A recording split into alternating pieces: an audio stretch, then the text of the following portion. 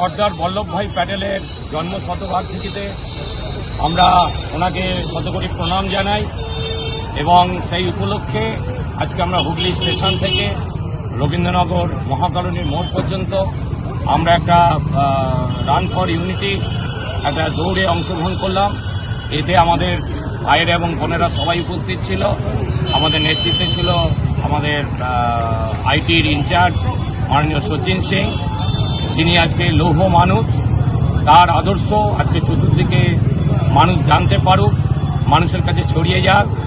তিনি ভারতবর্ষের প্রথম উপপ্রধানমন্ত্রী এবং স্বরাষ্ট্রমন্ত্রী ছিলেন। তাই আজকের দিনে আমি ওনাকে শতকোটি প্রণাম জানাই এবং তার আদর্শ চতুর্দিকে প্রচারিত হোক, মানুষ জানতে পারুক, এটাই হচ্ছে আমাদের মূল উদ্দেশ্য।